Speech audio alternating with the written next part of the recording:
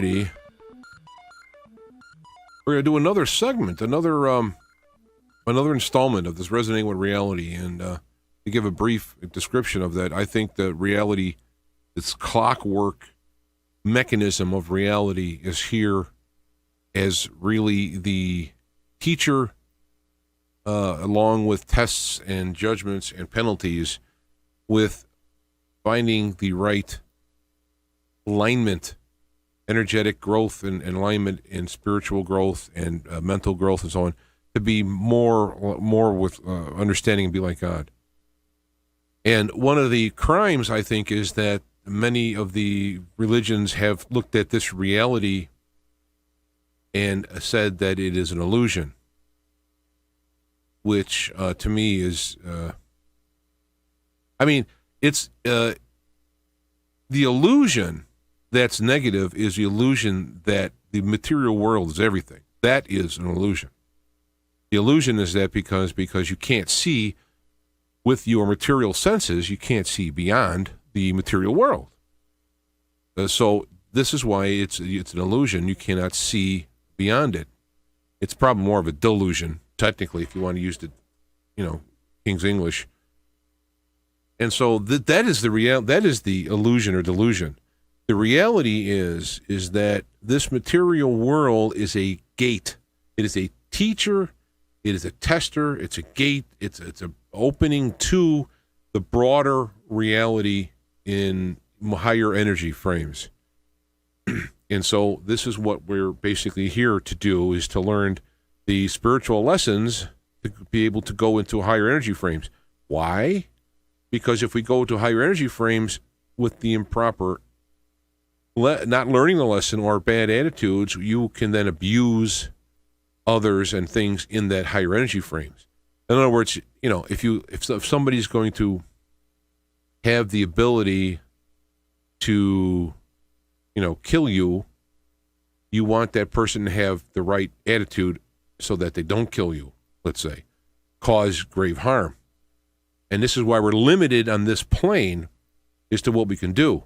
So that once you are working with, I guess you quote, if you do excel in little things, you can then have big things.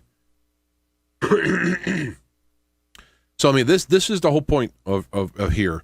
And unfortunately, the mechanism in which we can learn and test these principles is being called an illusion. And the opposite of what people say that is to then delve yourself in the material world, wealth, toys, and whatnot. And, that is the illusion, or delusion. So anyway, this with Resonant Reality is bringing up the idea that I have learned a lot of things by looking out into the real world and watching things and figuring out principles of how they work and using the lack of contradiction, which I've used that term from the first day in the show, to weed out wrong angles in which I do it. So by doing that over time, years and years, I have come up with some theorems, theories, theorems, that explain things that work with reality, resonate with reality, as well as resonating out into spiritual realms beyond. And it's important to do that, because I think this is the whole point. We're here to make choices. Do we want to serve our own fleshly, material-based, that's where we get lust and greed and all that, or are we going to use the higher spiritual information and bring it into the physical world to basically help continue in God's creative work? A lot of religions will say redemptive work, and so forth. So let me go, before I get off in a very obscure tangent, is I want to actually go into the mechanism, and I've drew up some graphs here. For those listening on the radio, or audio, I should say, I will put these pictures, plates, I call them, I guess, going back to the old textbooks in the 60s, where you'd have a plate number 14 that goes along with a paragraph or whatever. So you could see these as well. Or if it's live, you're listening right now, you can go tune in the video version, and it will. got here? This is a link someone sent me in the chat room.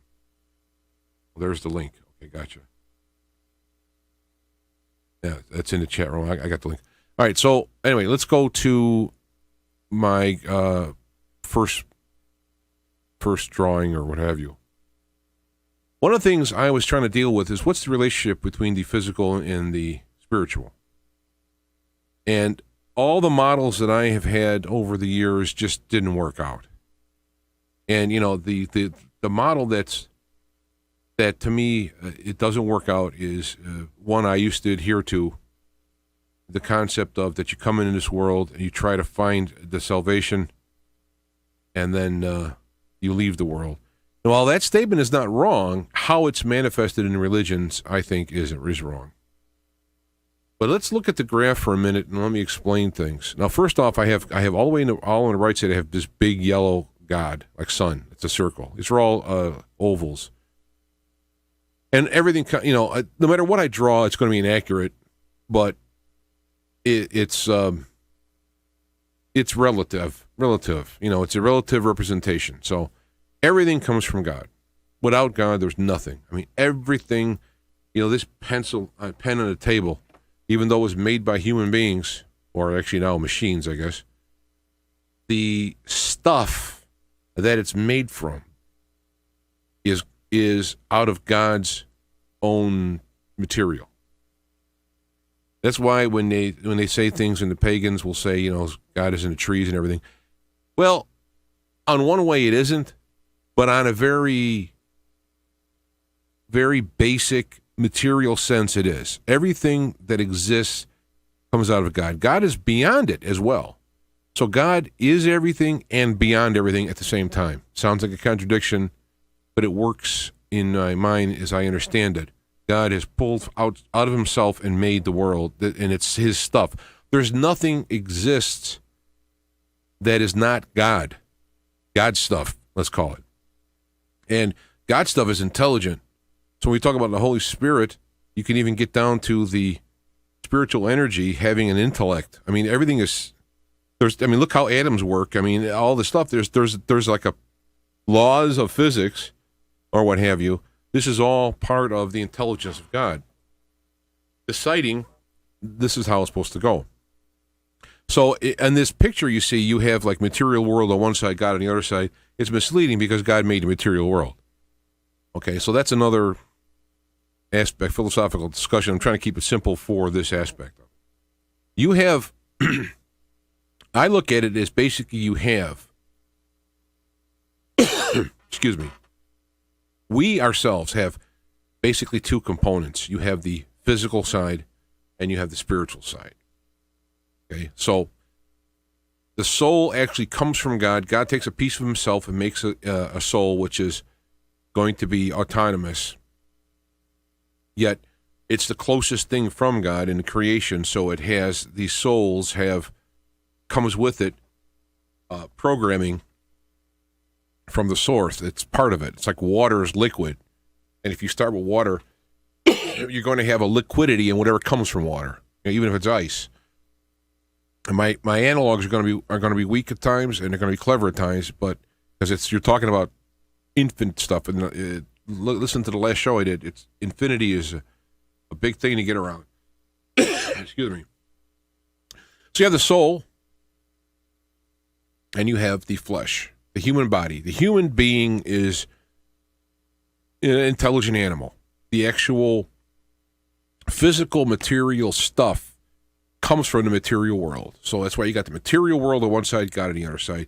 You have the flesh, the brain, the organs. You have the animal. You know, I'm not using it as an insult. I'm trying to describe versus vegetable. You have the animal, and you have the soul, which is the material stuff, the brain, if you will, the stuff that's made from God. You have the material world comes into flesh, God comes into the soul. This is the step of creating an individual. Now the connecting part is pretty cool. We'll call it the spirit, and it's funny because I think it was one of the disciples said that God knows how to separate the soul from the spirit, like the bone from the marrow. and that's been one of my aspects of it, because there are, as I say these things, it sounds like there's 3 or 4 different aspects of you. It's all part of the same thing, but at some point the bone becomes the marrow. And God may know where that point is, but for us, it's a continual thing. So you have, coming from the flesh side, you have the human spirit, and from the soul, you have the soul spirit. I apologize for these words. I could have made up my own words, I guess, and just come up with, just a brand new word. Because I thought about that for quite a while, because I'm using words that are already used before. And so people may misunderstand. So I will probably over-explain things to make sure I define these words right. The human spirit is an aspect of the actual human body. It's part of the creation of a human. I would say that all material has a spirit, let's say, to some degree. I don't know how it all works. I don't want to get into it now. I don't want to start, get an argument on that, whether dogs have spirits or what. I don't want to get into that. But just as a little blanket statement on there, this is a creation of the flesh side, and it is the bridge to the soul. Soul and flesh, the brain, soul, brain and flesh on one side, soul on the other. There's a spirit that is created from the soul and a spirit that is created from the human. And this is the link between, the material and the spiritual world. This interaction in the spirits, the two halves, if you will, that connect, is being alive and being connected with God. It is, if you look at the human brain, you have the two hemispheres, and they're connected. They're totally separate, yet they're connected with nerves.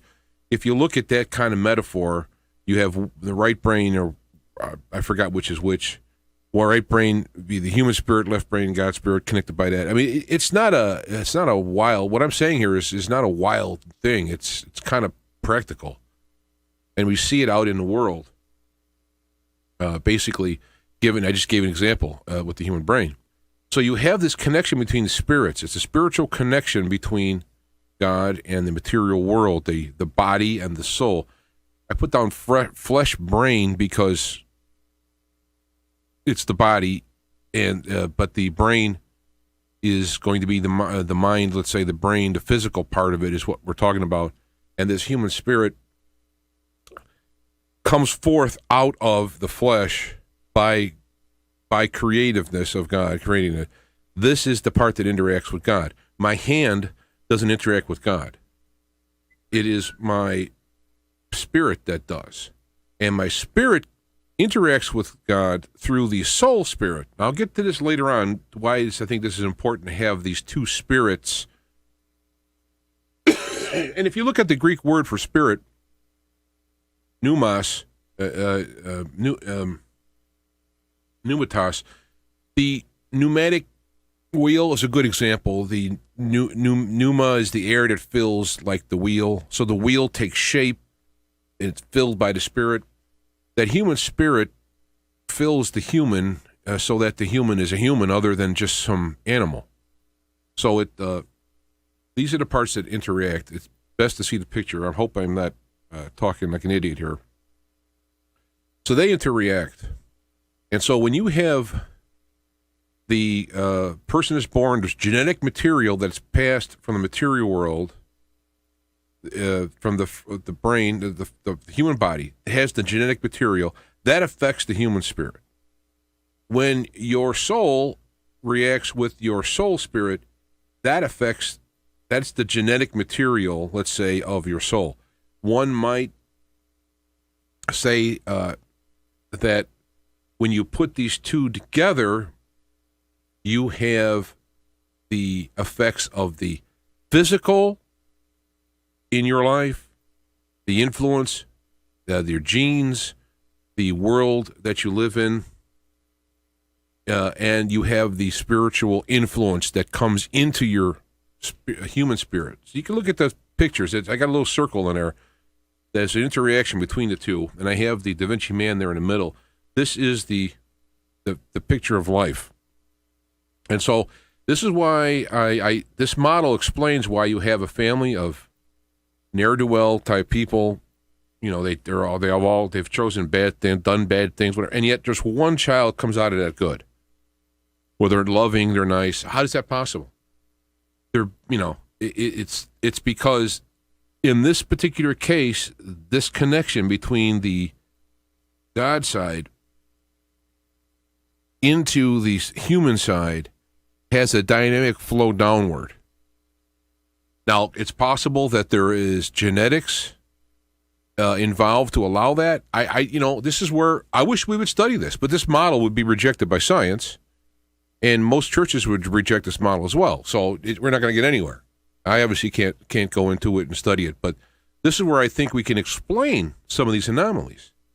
And it is potential that you would have a psychopath, you would have a very trunicated, it's possible separated, but I don't know. I think if you separate it, you cannot have life. But in a psychopath, you would have a very limited downward flow from the spirit, soul, God side into the spirit, body, material side.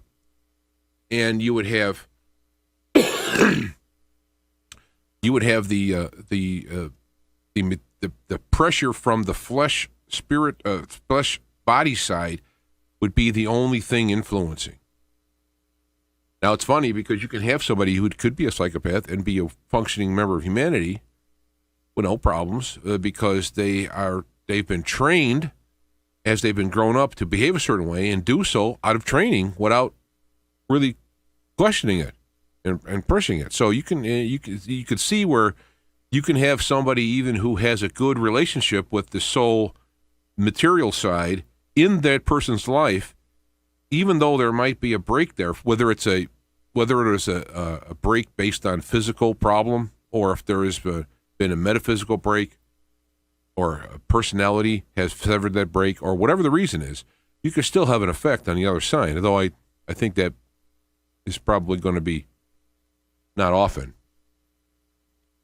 So with this model, I think when I'm looking at it, you can kind of see how it works. Now, the spirit, why do you have the soul, spirit, and the soul and all that? I'll get to that in a minute here. But I just want you to look at that flow. This is where we have you can actually take, if you look on the God side, working into the soul, goes into that soul spirit, which is connected to the human spirit, which goes into the flesh and actually goes out into the real world. Example, somebody's helping, somebody fell, and that person stops and takes their time to help them up, maybe take them to the hospital. That is an aspect of this downward, I'm going to use the word pressure, flow, the downward flow of God principles into the material world. That person has been helped by God stuff. And when we in our human spirit have accepted the principles and allowed the connections to flow from our higher spirit or soul spirit, it's a more common occurrence. People will do that, and it won't be like, what'd you do? I don't know. It's just, it's just one of those things. The more that you do the good works, Jesus talked about doing this stuff, the more you do it, the better you connect the synapses between the human and soul spirits, the physical, metaphysical, spiritual part. That's how you build that relationship. How do you build a relationship? By doing those things. If you do those things which are considered evil, you break or limit those connections, and you're working from only the physical side. So I mean, to me, looking at that it totally explains. Well, why should we do good stuff? Because the more good stuff we do, the more God actually can connect. And sometimes God will force a little thing through here and there, and of course that's all on God and the soul and the spirit side of it. But this is the mechanism. And if you look at that, start just looking at it, start thinking about the reactions in the world. Like I just threw out a few of them. You can see how this works. And we'll go to the next plate, if you will. I'm going to skip the break. No really reason to do the break. I have to see now what the next one is.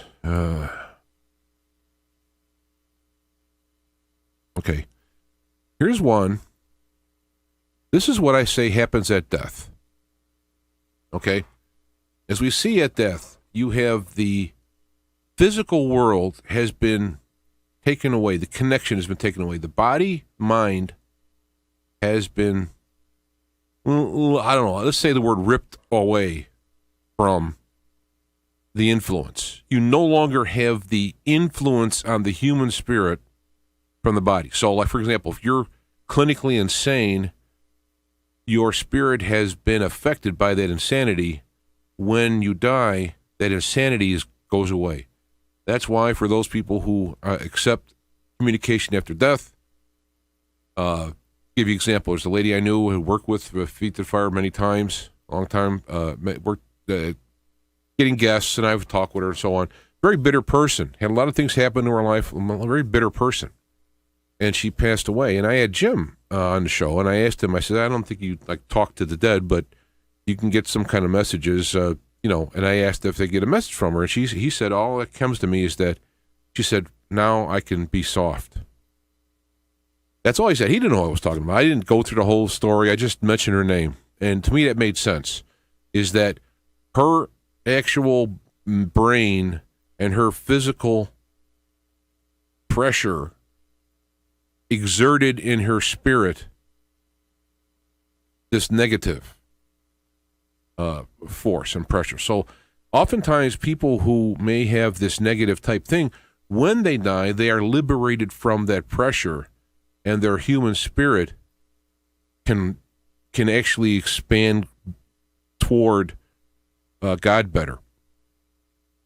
But anyway, on this picture, you see that the human spirit now moves toward the soul spirit. And this is where, the aspects of purgatory or even hell come in, is that the soul spirit, which is begotten from the soul, which is begotten from God, has a certain amount of growth that it gets from the human spirit, experiences and so forth like that. It's growing, but it carries with it this pressure of God's principles.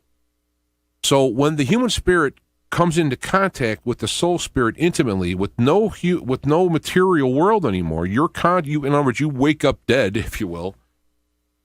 There's a chasm there that has to be crossed.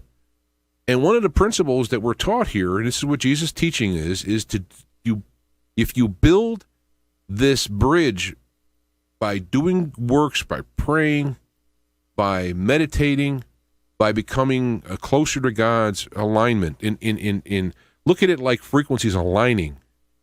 When you get to this point, the movement to combine the spirits is easier. It's pleasant. It may be exciting or relief or wonderful. If you have someone's spirit who has been pressured and the spirit itself has become malignant. In other words, like I mentioned this lady who, she was a nice person and she would want to help you. You could see the good in her, but then there was this overlay, right? Malignant overlay. So you pull that away and there's a good person in there. And God has worked in their, and this is what Jesus is teaching, isn't it? It's funny. Jesus teaches people works. It's not a mean of getting heaven. See, this is why the religion's really screwed it up by making this stuff. The apostle said, how do I obtain eternal life? Now, there's a lot of statement there doesn't get into the English. Eternal life. How do I go on without death, without suffering, and having life to its fullest? Well, this is what you do. And you go and you follow these principles. You can pray to God for help. There is grace. It's all grace. Is that final step is all grace, because it's grace coming in, grace going out. I mean, it's nothing to get bragging about. But it's like doing your part. And when you align yourself here with the basic principles of love, when you are released, the human spirit, which is the only eternal part of you, moves forward. Now, the human spirit has been impressed upon by the human mind, the brain, the flesh, the environment. So it is a creation of downward and upward. So this is what I mean. So when you get to that point, you move closer in to yeah, okay. So let me go to this next one. All right. So now, just like when you separate from the body, the human spirit combines with the soul spirit. This is at a point where then, when people talk about reincarnation, that soul spirit could connect with another human, or it could extend out into another human. I don't know how you want to phrase it. So, or another life, and that same process could continue. And I'm putting this out there for those who believe in reincarnation. This would be the mechanism for it. Once you reach that point, you've assimilated that human spirit. Now the soul spirit then reaches back down into the material world for another connection, and this process continues. I mean, it could be another human. It could be anything. I'm not even going to limit it what it is. This is how it goes. At some point, just like when the human spirit assimilates with the soul spirit, it lines up. It lines up and becomes, the frequencies align, whatever you want to, however analog you want to use. When you combine, what happens at some point is that this soul spirit has aligned enough with the soul, so it connects to the soul. And then, I spent about 30 seconds on that particular plaint, that picture. But at this point, when your spirit is mature, it blends in with the soul. And, oops, don't do that. I hit the wrong button here. All right. How did I do it? I hit the wrong All right, here we go. At that point, our soul has grown from those experiences with the spirits as to have a closer alignment with God. And one might say at this point you can continue and eventually the soul will combine with God. And some people believe that. I think that is, if it is true, it is so long that it might be considered a vacation and it comes back out again. I don't want to, it's irrelevant to get to that point because we're already so far ahead of where I'm at this moment, or we're all at in life, that I figure this is a good enough point to move forward, though it's possible. So let me go back and run this through again, now that I have laid it out. Here is the person, the soul. If you can look now maybe this will make a little more sense. If you have the God reaching into the soul, creating the soul, which is an autonomous extension, a child, if you will. The soul connects with the human via the spirits. Now, I've split it into the soul spirit and human spirit. Maybe it can be combined into one, Okay, but this to me at least explains things a little cleaner. Again, the bone and the marrow. Where does it start? Where does it not? So for the sake of demonstration, this is probably a better way to look at it. So you have this soul piece of God extending down into the material world. And becoming human. The human has its experiences in the world. It has its, let's call it in this digital age, downloading of principles from God. And this is where people talk about the fallen or the split. Samuel Orion was on my show once and died the next week, but he's got a book out. And that show is a great example of, this idea of this interface. The interface is, I don't know if the word is missing. It's It's damaged. This is where it could be the fall scenario comes from, the falling from grace. There is, at one point, the spirits were intimately connected, so that when God entered the material world, the soul, created the soul, it was a nice connection. There was no human spirit and soul spirit. This may have been the pre-fallen state. With this break, for whatever reason, however you want to explain, it's there. There is an interface issue, a problem between the spirits that we are building now. And this is where the dark side takes advantage of, there is this break for a while. And now let's take this influence. I should have had another plate, I guess, with like a little devil head. Could come in and influence. In fact, I will build that after the fact. It will come in and influence the human spirit so that it tries to break apart this influence. And now this could take the form of literally, I don't know, demons or whatever negative aliens or it could be in, the big business trying to get you to break your spiritual connections and use your creative powers to make the money. Howbeit, in this case, the influence is broken on there. So then when the person goes to the next stage of death,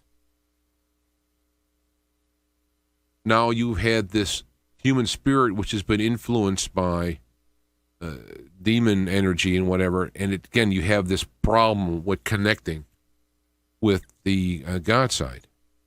So this model explains a lot. I mean, this is why I did it. It explains a lot. It explains how the world or is spiritual demons or whatnot what the deal is. Why why we have the ideas of redemption and salvation is to bring these two spheres together, and we can grow together with the help of God, pushing inward, putting out roots into us, growing the connection. That's grace. We have our efforts to receive it, to water it, to help it, and to seek it. That could be our aspects of it. To put these words that are used into it. And we grow this together so that when we go into the death phase, I'm pulling the wrong ones out of here. The death phase, now we have a balanced growth system that pulls the spirits together to form one, to bridge that gap that's there.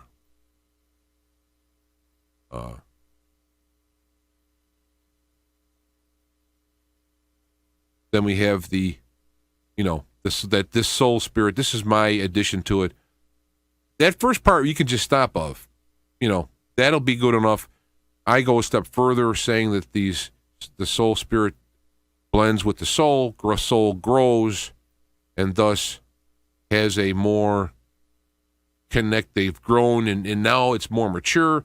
It can now have a greater relationship with God on that aspect. This is all based, this is all in the spiritual world. This is what I think the scenario is. And as you look at it, like I said, I just threw out things about demons or whatever. This scenario explains how all this can happen. People say, well, I got explained well. The fall of Adam. Well, I think that Adam and Eve scenario is a what would be the word? What do you call this? Like Aesop fable, those things? It is a story to explain what I'm saying. Here, that explains the same thing. So the only problem with dealing with the fall is like it puts God in this position of punishment and judgment, which is not the case. God always wants you to come to him and pulls you to God himself, herself, itself. I guess it's itself. It just sounds funny to say that. So really the weak point in the scenario is not God. It is these blending of the human spirit with the soul. So that this is why you can read the Tibetan Book of the Dead, and it says in there when you go and you can see the light, I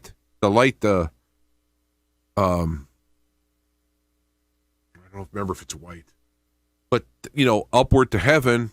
But if you're not heaven, if you're earthy and you feel the pull down to earth, you want to go back to the rebirth or worse, hell. You can call upon Buddha and he'll take you to the light. Well, this idea is that when you die, taking that term, putting it in this model, when you die, if you have these principles and know that even though I may be repelled by the soul spirit and think I'm not worthy enough, or I don't understand it, so I'm scared, or I want to go back to earth, or whatever, you can use that same concept of crying out to Jesus or God himself or what have you. Say, I even though I want these other things, I know what I really need. Help me, and this is where this works out there. So the model to me works pretty good in explaining. You can use it in all different religions, and it kind of sums it up. Now, why is this helpful to me? Because it takes God out of the position of being the limiter. God is the defense attorney, and the only judgment he does is for basically our highest best. If he can let us in with not understanding the principles well enough, we are going to harm ourselves or others in a higher energy realm. We can do more stuff, bigger toys, could be bigger bombs. So it's not that he's being mean and saying, no, you got to do this stuff. It's being the best for us and for the other people involved. And what I think is going to happen for those people who still choose to go to a higher realm of negativity, there will be a higher realm of negativity. And it will be separated from the positive realm, and they'll be allowed to continue on, I'll say the word down, that path, and discover that negativity ends to, there's a brick wall at the end of it. Whereas love and positivity is an eternal growth in joy medium. And this break is this, I'm going to call it a gift. So that a gift of freedom, so for people to be able to make a choice. The only problem is that it's not a level playing field. You have the negative side in there with bats swinging. And you say, why doesn't God do that? Because God is not negative. God is absolutely humble and recessively positive, that God will only enter into your life as much as you want. Now, sometimes God will, for your best interest, force entry now and again to keep things, because God can tell, this is really a good spirit. A lot of bad stuff, bad family, and had some bad things in the past. He's really a good person, though. He's going to take the liberty of injecting a little more aggressive growth or what have you to keep that person from slipping off the end or whatever. This is the beauty in God. God worries about all that stuff, not me. This is where Less Visible talks about letting the inevitable, following his playbook. We've been taught that if we follow God's playbook, it'll be a boring, hard, terrible life. And that's, of course, not true. It's going to be wonderful. The bad stuff comes more because of the condition that our human spirit is in relation to the soul spirit. So that point, that connecting point in there, is where all the action is. And you also throw in the negative realm and their interference and manipulation, as well as the people of power and so forth. So that's the battleground, right in that center there. And Jesus' gospel, the good news from Jesus, is to love one another, do good things to those who hate you, and your reward will be great in heaven. What's the reward? Is it jewels and all this stuff? The idea is that you are allowing God to build into your life. Again, remember, God, humble, not pushy. You're saying, come into my life, God. God says, I'll do it. But my stuff is positive and love. I can't work with you in the aspect of it when it comes to that. Then the demons in the dark, those people who've chosen that, are the tools God will use to show you the problems with it eventually, and so forth and so on. So I'm hoping this is hoping this is helpful. I'm not saying this in some kind of legalistic sense. I've developed this model, or the model has developed, let's put it that way, because it solves a lot of questions that I've had. Maybe other people have had questions. Maybe this model will help it. But I think we have, when we go from you go from life to death, and all of the purgatory and hell stories are related to this blending of the human spirit and the soul spirit. Once that stuff has worked out, now you have the soul spirit will be ready to blend in with the soul, which then grows and have even greater relationship with God. This to me is the purpose of life, is that God has created this soul. It's a child, a piece of himself, to give it autonomy to grow up to interact with God. God is always going to be ahead of everything because he's an infinite head start, and he's infinite in breadth and width, whereas the soul is a finite creation. But the joy for the soul is it'll never get boring. It always will get bigger and closer and learn more, and there's no end to it. And this is where we can look at it in ourself too, that we can look at it that when we work and blend in this relationship with the spirits, we're making ourselves easier to blend and leap forward. And plus, that's our benefit. The world's benefit is our job is to be downloading into the material world God. It's supposed to be a downward of this. We are God with skin on. We are downloading God's principles and energies into the material world. So why doesn't God stick his hand in the world and do work with it? This is what we are, his hand.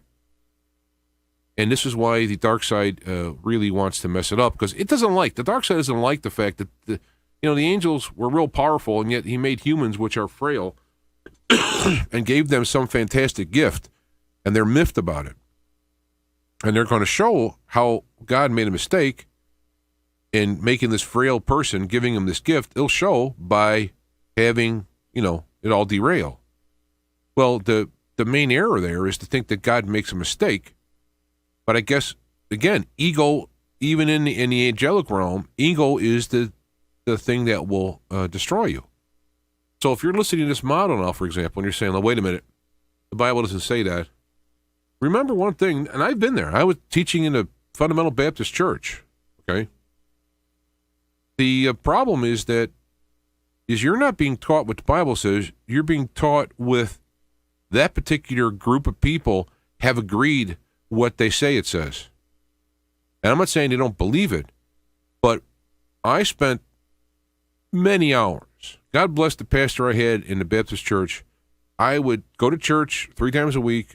I would have an hour service, and I would spend 2 to 3 hours talking to him afterwards every time. And God bless the man, he would make the time for me. Probably wouldn't agree with my theology at this point and things that's happened in my life, but this again is where the ego part comes in. God's influence in people can be seen no matter what they are. And this is why we talk about not judging, and whatnot. You can discern not to stay away from this guy because you might not, want to get an argument with him, or it's unpleasant to be around, or you make those choices. But God can see the ins from the inside. We only can see on the outside. So we still have to make our choices, though, for how we deal with things. But somebody may be called, if you will, to work with an individual. So anyway. Any questions on this? I would love to hear. I don't want to argue theology, but I can talk the model and address any issues one might have theologically in opposition to it. And again, I'm putting this out there not like God sent me down here to give this true model what it is. This is only a human understanding of a very complex and thing out of our understanding. So while this model is not correct, in an absolute sense, I think it's correct in a relative sense. And for someone else, relatively speaking, this might bring some insight to them. And, from my standpoint, it doesn't even matter how true this is in actuality. With the principle of it being true, this will get you from here to there using the Jesus principles he taught. This model gets you from here to there, the structure-wise. So, I mean, it's still, even though it's imperfect, it's good enough. I heard a saying a long time ago I love. It's better is the enemy of good enough. And oftentimes people are always seeking for a better thing. And what you end up doing is you have all your time is spent seeking the better thing, and you're missing the work that you should be doing with whatever you have. So, again, and in this Resonating with Reality session, I'm posting these videos up on Resonating with Reality. I don't have anything like YouTubes I don't have blogs or whatnot there. I don't really have the time to do it. I'm making time within the show to do this. But you can send email to me. I have things here that will work. Where's the email thing? Here it is.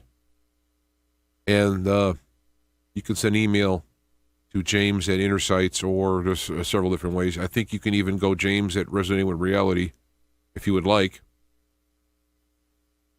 And come up with questions. I'm doing this because this stuff's coming out of me. If someone were to have a question and say, I got a problem with this in the Bible, what have you, I've already done a scenario on abortion and in the gay hetero problem thing. I've already worked those things to a satisfactory conclusion, and I can present those at some point if someone would like, or I may do it because it comes to mind to do it.